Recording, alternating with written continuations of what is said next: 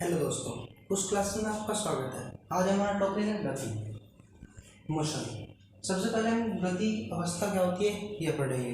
गति अवस्था, मान लो कि मैं अभी इस बिंदु पर खड़ा हूँ या इस स्थिति में खड़ा हूँ, कुछ समय बाद में किसी दूसरी स्थिति में, यानी कि मेरी अवस्था में परिवर्तन हो रहा है समय के साथ। यही जो हमारी स्थिति में परिवर्तन हो रहा है समय के साथ गति कहलाती है, गति अवस्था कहलाती है। और यदि मान लेते कि मैं अभी यहाँ खड़ा हूँ और कुछ समय बाद भी मैं यहीं पे खड़ा हूँ, यानी मेरी स्थिति में कोई परिवर्तन नहीं आता है समय के साथ, तो हमारी अवस्था कहलाती है विराम अवस्था।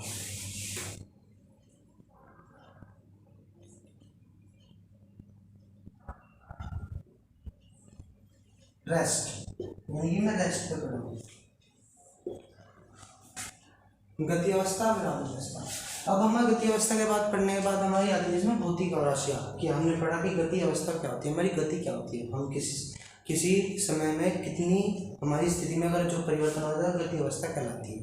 अब हम पढ़ेंगे भौतिक राशियाँ। भौतिक राशि हमारे पास दो प्रकार की है, सदिश राशि, अदिश राशि। इनके नाम से ही पता चलता है, सदिश यानी कि दिशा के साथ और अदिश दिशा के बिना। सदिश राशि वे राशि हैं जिन्हें प्रदर्शित करने के लिए दिशा प्लस परिमाण यानी कि डायरेक्शन और मैग्नीट्यूड दोनों चाहिए, जबकि अदिश राशि को प्रदर्शित करने के लिए केवल दिशा चाहिए, वो केवल परिमाण चाहिए। अदिश है ना, तो दिशा की जरूरत नहीं, इसके लिए सिर्फ मैग्नीट्यूड चाहिए। सदिश राशि को प्रदर्शित दिशा परिमाण से होता है। अब हमारा जैसे हम कहते हैं कि दरवाजा खोलो या दरवाजा बंद करो, कथन लग रहा है क्योंकि हमने कहा दिशा बता दी, खोलो या बंद करो, हमें परिमाण नहीं बताया कि कितने न्यूटन का बंद करो, न्यूटन लगाओ फोर्स, 10 न्यूटन का फोर्स लगाकर खोलो या बंद करो। अब ऐसे ही है कि हम कहते हैं कि दरवाजा 10 न्यूटन के फोर्स से दरवाजे पर लगाओ, अब ये नहीं बताया कि खोलने के लिए लगाना है या बंद करने के लिए लगाना है। तो सदिश राशि के लिए दोनों चीज़ की आवश्यकता होती है। अब इसमें हमारा एग्जाम्पल है, जैसे सदिश राशि का वेग, विस्थापन आदि। वेग हो गया, विस्थापन हो, अभी इनके बारे में हम अच्छे से पढ़ेंगे। और इसमें आता है हमारा दूरी, द्रव्यमान आदि। अब गति अवस्था में हमारी बहुत सी परिभाषाएं आती हैं, जैसे अभी मैं बताया वेग, विस्थापन, दूरी। गति अवस्था को पढ़ने के लिए हमें गति से संबंधित कुछ परिभाषाएं पढ़नी होंगी, जैसे दूरी, जो कि बहुत महत्वपूर्ण परिभाषाएं हैं, इम्पोर्टेंट है। दूरी क्या है? किसी गतिमान वस्तु, अभी हमें पता गतिमान क्या अवस्था क्या है, गति अवस्था क्या है। जब कोई वस्तु गतिमान है, यानी कि कोई वस्तु जैसे पॉइंट ए पर थी अभी एक वस्तु, और कुछ समय बाद पॉइंट बी पर है, 5 सेकेंड में पॉइंट बी पर चली गई, तो इस वस्तु द्वारा जो उसका एक पाथ कितना पाथ तय किया, ये जो लंबाई है यही दूरी कहलाती है। यानी कि किसी गतिमान वस्तु द्वारा किसी निश्चित समय अंतराल में तय किए गए पाथ की लंबाई, यानी कि पथ की लंबाई दूरी कहलाती है, डिस्टेंस। किसी गतिमान वस्तु द्वारा किसी निश्चित समय अंतराल में तय किए गए पथ की लंबाई दूरी कहलाती है। दूरी को हम डी से डिनोट करते हैं, स्मॉल डी। अदिश राशि है,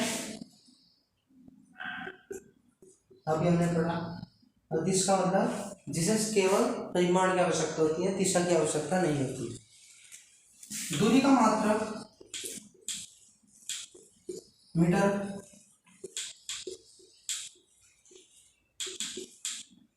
मीटर होता है।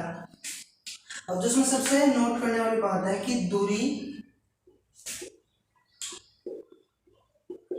कभी भी जीरो नहीं हो सकती, यानी कि शून्य नहीं हो सकती, ना ही नेगेटिव हो सकती है, ऋणात्मक।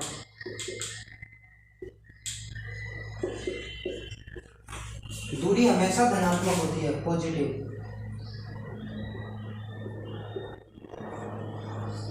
हमेशा धनात्मक होगी दूरी, ना ही कभी जीरो होगी ना ही ऋणात्मक होगी, केवल धनात्मक होगी। अदिश राशि है और मात्रक मीटर है। अब दूरी के बाद हमारा आता है विस्थापन। विस्थापन अभी हमने दूरी पढ़ा कि कोई वस्तु यदि बिंदु ए पर है, 5 सेकंड बाद वो बिंदु बी पर गई, तो जो ए बी है ये इसकी दूरी कहलाती है। ए बी इसकी डिस्टेंस है, ठीक। यदि बिंदु ये बी से सी पर चली गई तब इसकी टोटल डिस्टेंस होगी A B plus B C, ठीक है।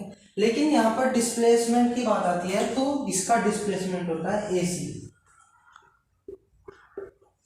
यानी कि जब कोई वस्तु कोई दूरी तय करती है, मान लो आप अपने घर से चलिए, आपको अपने किसी ग्राउंड में जाना है। अब एक ग्राउंड में सीधा रास्ता है ये, अब आपका मन गया कि आप ऐसे ऐसे जाएंगे, एक ऐसे हो गया, यहाँ से यहाँ तक की डिस्टेंस कितनी है, दूरी कितनी लगेगा वो आपके डिपेंड है। लेकिन विस्थापन सबसे कम जो डिस्टेंस है बीच में वो ये है, यही विस्थापन का जाता है। यानी कि हम जो दूरी चलते हैं उन दो बिंदुओं के बीच की न्यूनतम दूरी को विस्थापन कहते हैं। अर्थात किसी गतिमान वस्तु के प्रारंभिक व अंतिम, यानी कि प्रारंभिक बिंदु ए, बीच में चाहे वो कहीं पर भी रुका हो, कहीं से जाओ, अंतिम बिंदु सी के अंतिम बिंदु के बीच की न्यूनतम, अब ये बीच की दूरी तो ये भी हो सकती थी, ये भी हो सकती थी, ये भी हो सकती थी, लेकिन जो न्यूनतम दूरी है वो ये है, विस्थापन कहलाता है। ये किसी गतिमान वस्तु द्वारा जो दूरी चली उसके अंतिम व प्रारंभिक बिंदु के बीच की न्यूनतम दूरी विस्थापन कहलाती है। यानी कि विस्थापन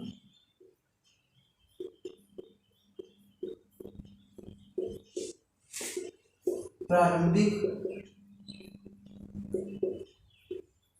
स्थिति माइनस अंतिम स्थिति, इसका मात्रक भी मीटर होता है, लेकिन ये सदिश राशि होती है। इसमें हमें दिशा भी बतानी है, दिशा भी चाहिए प्रदर्शित करने के लिए, परिमाण तो चाहिए कि कितने किलोमीटर है, किस दिशा में है। विस्थापन हमने भी दूरी पढ़ा कि दूरी 0 नहीं हो सकती और ना ही ऋणात्मक, लेकिन विस्थापन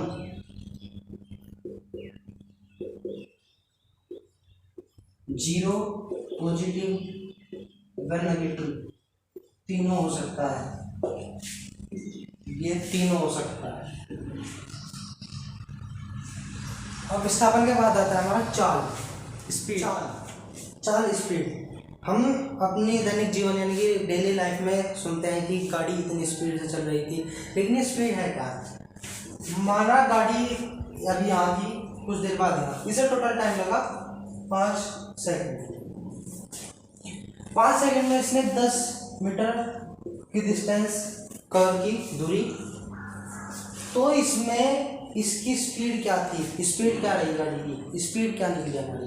तो स्पीड होती है यानी चाल किसी गतिमान वस्तु द्वारा किसी निश्चित समय, यानी निश्चित समय हमारा 5 सेकंड था, में तय दूरी 10 मीटर के तय दूरी के अनुपात को चाल कहते हैं। यानी कि सिंपल बोले तो चाल बराबर दूरी बटा समय।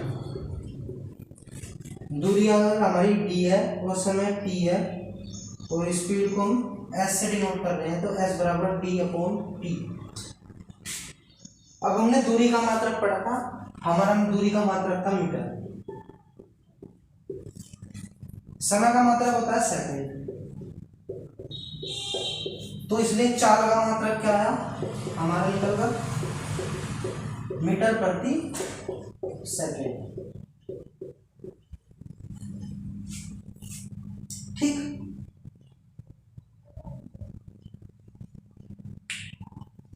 चाल एक अदिश राशि है, यानी कि इसे परिमाण की आवश्यकता है, दिशा की आवश्यकता नहीं होती। अब चाल के बाद आता है वेग। वेग और चाल लगभग सेम है, लेकिन वेग विस्थापन और समय के अनुपात को कहते हैं और चाल दूरी बटे समय के अनुपात को कहते हैं। वेग बदल सकता है लेकिन चाल हमारी नियत रहती है। अब वेग के बारे में पढ़ते हैं। वेग, समय के साथ विस्थापन परिवर्तन की दर को वेग कहते हैं। यानी कि समय के साथ हमारा जो दो बिंदुओं के बीच की न्यूनतम दूरी है उसमें जो परिवर्तन हो रहा है, यानी कि अभी हम यहाँ से आ गए ए बी, फिर बी सी, फिर C D, A B C D और ये, अब यहाँ से यहाँ तक का विस्थापन ये, यहाँ से यहाँ तक का विस्थापन ये, यहाँ से यहाँ तक का विस्थापन ये, जो इसमें परिवर्तन होता है उसका समय के साथ अनुपात वेग कहलाता है। यानी कि जो हमारा वेग है विस्थापन बटा समय, स्पीड होती है हमारी दूरी बटा समय। विस्थापन को यदि हम एस से डिनोट करें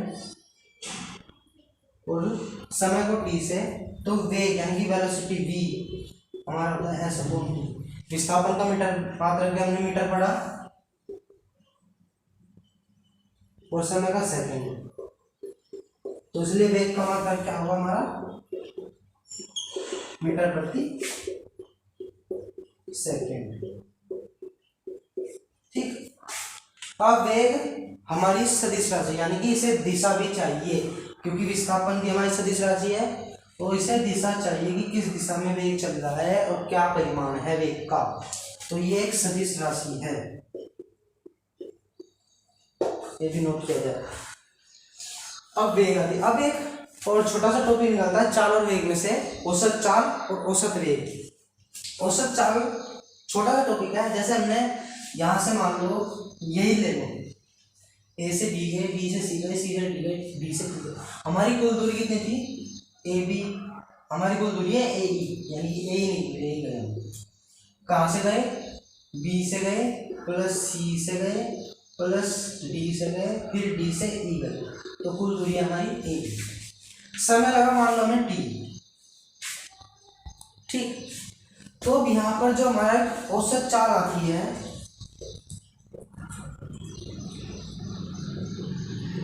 वो कुल दूरी यानी कि पूरी दूरी और पूरे समय, हमने चाल पढ़ा था कि निश्चित समय अंतराल था, लेकिन अब यहाँ कोई दूरी है पूरी, हमने जो दूरी उसमें हमें निकालना है कि हमारी एवरेज स्पीड क्या थी, कितना हमारी एवरेज स्पीड निकली, तो हमें कुल दूरी लेनी है, यानी कि ए बटे कुल समय, औसत चाल निकल जाएगी हमारी। ऐसे ही औसत वेग है कुल विस्थापन बटे कुल समय।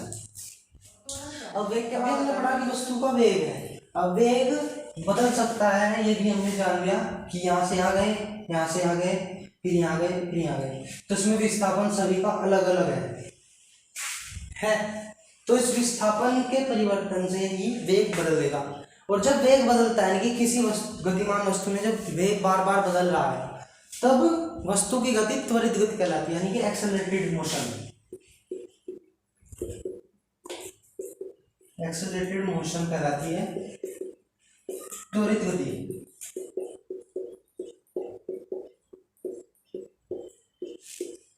और इसी स्थिति में ही त्वरण उत्पन्न होता है। त्वरण हमारा समय के साथ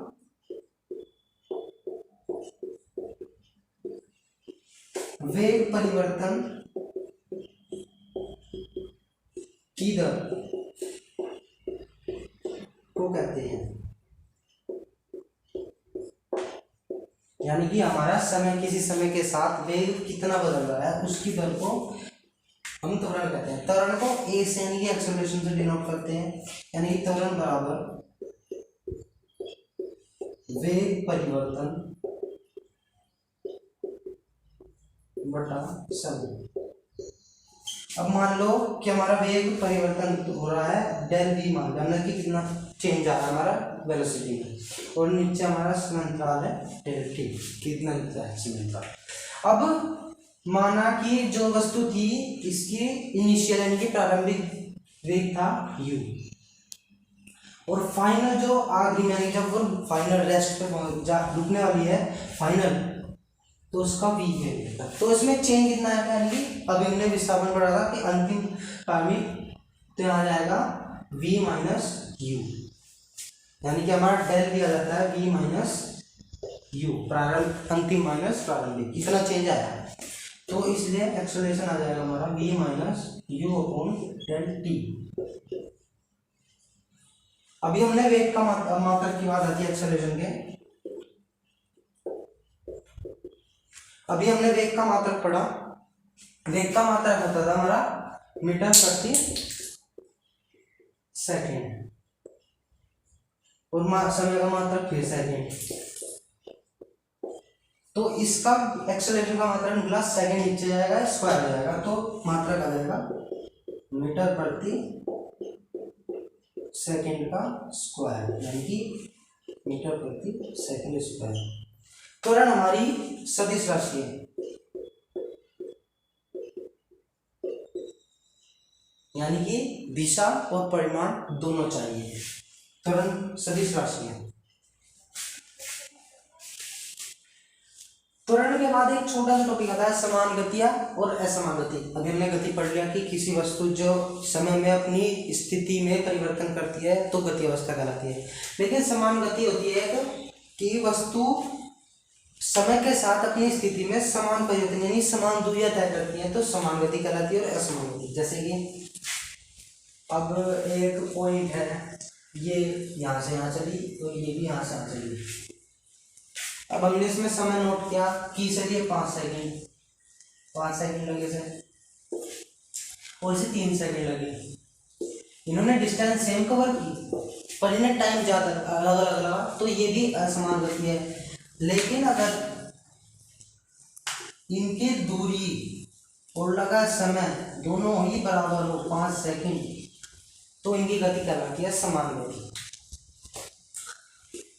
अब दो कारें चल रही हैं, दोनों कारें दिल्ली बराबर पहुंच गई, बराबर समय में पहुंच गई, एक साथ पहुंच गई, तो उनकी गति है समान गति। लेकिन अगर अलग अलग पहुंची तो उनकी गति असमान गति कहलाती है। अब छोटे दो टॉपिक हो रहे हैं कि हमारा उसमें चाल और वेग में अंतर और दूरी और विस्थापन में अंतर। अब हमारे दो टॉपिक हैं दूरी और विस्थापन में अंतर और चाल तथा वेग में अंतर। दोनों ही इंपॉर्टेंट है, आ जाते हैं एग्जाम में। सबसे पहला है दूरी तथा विस्थापन में अंतर। हमने अभी पढ़ा कि निश्चित समय में तय पथ की लंबाई दूरी कहलाती है और विस्थापन किसी गतिमान वस्तु के प्रारंभिक व अंतिम बिंदु के बीच की न्यूनतम दूरी। यानी कि हम पहला अंतर तो ये लिख सकते हैं कि जो उसकी परिभाषा है वही पहला अंतर बन जाती है। दूसरा अंतर आता है, अभी हमने अदिश राशि पढ़ा दूरी और सदिश राशि विस्थापन। जो सबसे इंपॉर्टेंट चीज थी कि दूरी शून्य नहीं होती, यानी कि शून्य नहीं होती, ना ही ऋणात्मक होती है। विस्थापन शून्य और ऋणात्मक हो सकता है। ये हो गया हमारे विस्थापन व दूरी में अंतर। अब चाल तथा वेग में अंतर, वही जो कहा कि परिभाषा, सबसे पहले परिभाषा लिखेंगे। परिभाषा इस तरह रहती है दूरी और बटा समय, यानी कि समय के साथ दूरी परिवर्तन की दर, समय के साथ दूरी का अनुपात, और वेग समय के साथ विस्थापन का अनुपात। हमने पढ़ा कि समय में वेग का कितना चलता है। और अदिश राशि है हमारी चाल, वेग है सदिश राशि। अब औसत चाल निश्चित होती है और औसत वेग अनिश्चित होता है। कैसे? इसे अभी चाल दूरी बटा समय होती है, विस्थापन वेग विस्थापन बटा समय होता है। अब औसत चाल निश्चित कैसे होती है? अब आप यहाँ पर हो, आपने ये कोई ए से बी गए, बी से सी गए, सी से डी गए, ठीक। अब यहाँ पे आपकी कुल डिस्टेंस कितनी होगी? यहाँ की डिस्टेंस होगी A B plus B C plus C D, ठीक है। अब चाल, औसत चाल क्या थी? कुल दूरी। यहाँ पे औसत चाल की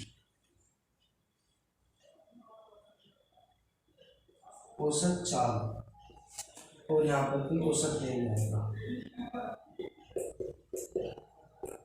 औसत। अब औसत चाल है कुल यानी कि कुल समय कुल आएगा।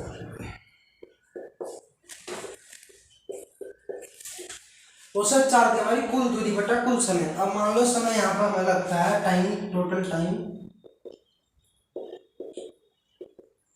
वो है 10 सेकंड, 10 सेकंड मान लो, ठीक। अब यहाँ पर डिस्प्लेसमेंट काउंट करते हैं। ए बी सी के लिए होगा ए सी, ठीक है। बी सी डी के लिए होगा बी डी, और ए सी बी के लिए होगा ई डी। तो यहाँ पर विस्थापन हमारा चेंज है, फिक्स नहीं है, तो कुल विस्थापन भी चेंज हो रहा है, समय हमारा फिक्स है, जबकि डिस्टेंस हमारी कुल दूरी एक ही है, चाहे हम यहाँ से जाएं इधर से जाएं, कुल दूरी, इसलिए औसत चाल जो हमारी निश्चित होती है, जबकि औसत वेग अनिश्चित होता है, यानी कि हमारी वैलोसिटी, हम जिस स्पीड से जा रहे हैं तो चाल हमारी उसमें स्पीड है जो निश्चित होगी, लेकिन जो वेग है वो बीच में बदल सकता है, वो डिपेंड करता है विस्थापन पर, और विस्थापन हमारी डिस्टेंस चलने के तरीके पर डिपेंड करता है कि हम किस तरह जा रहे हैं, क्योंकि न्यूनतम दूरी लेते हैं हम बीच की। ठीक है, उम्मीद है आपको समझ में आएगा। आज हमने पढ़ा दूरी, विस्थापन, चाल, वेग, त्वरण और गति क्या है। कल हम इन्हीं के बीच में संबंध यानी कि गति की समीकरणें पढ़ेंगे, उन्हें कैसे डिराइव किया जाता है, कि उत्पत्ति कैसे होती है इनकी। उम्मीद है आपको समझ में आएगा। धन्यवाद।